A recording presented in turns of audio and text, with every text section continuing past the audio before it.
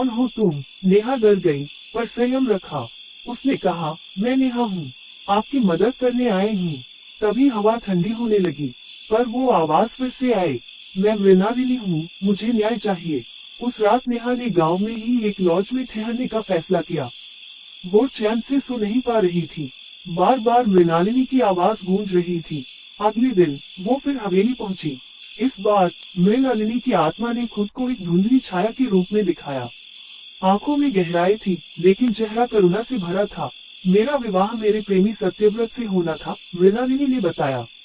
पर मेरे सौतेले चाचा ने मेरी हत्या कर दी, ताकि सिंहासन पर बैठ सके। मेरी आत्मा न्याय के बिना मुक्त नहीं हो सकती। नेहा ने वादा किया, मैं सच्चाई बाहर लाऊंगी। नेहा ने गांव के पुराने दस्तावेजों की खोज शुरू की। एक पंडित के पास एक पुरानी डायरी मिली सत्यव्रत की। उसमें लिखा था, ग्रेटर देन मृणालिनी की मृत्यु मुझे तोड़ गई, पर मुझे पर शक किया है, पर सबूत नहीं मिल रहा। अगर ये पत्र किसी को मिले, तो कृपया मेरी मृणालिनी को न्याय दिलाए।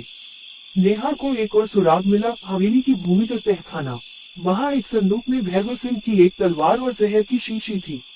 नेहा ने सबूत गांव की सरपंच और जिला अधिकारी को दिखाए। भले ही ये 100 साल पुराने थे, पर एक दस्तावेज मिला जिसमें भैरव सिंह ने हत्या की बात लिखी थी। मुझे कोई अफसोस नहीं, मृणालिनी की मृत्यु ने मेरा रास्ता खोला। ये साक्ष्य नेहा ने पूरे गांव के सामने रखे। मृणालिनी की आत्मा की सच्चाई अब सबको पता चल चुकी थी। हवेली में एक विशेष पूजा रखी गई। नेहा, रवि, पंडित हरिप्रसाद और गांव के लोग शामिल हुए। पंडित ने मृणालिनी और सत्यव्रत की आत्माओं के पुनर्मिलन के लिए शांति पाठ किया। पूजा के दौरान नेहा को फिर वही परफ्यूम की खुशबू आई, और इस बार मृणालिनी की छाया मुस्कुरा रही थी। एक और छाया, सत्यव्रत की, उसके पास आई।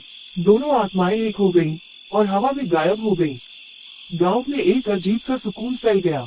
हवेली अब वीरान नहीं, बल्कि एक ऐतिहासिक धरोहर बन गई। नेहा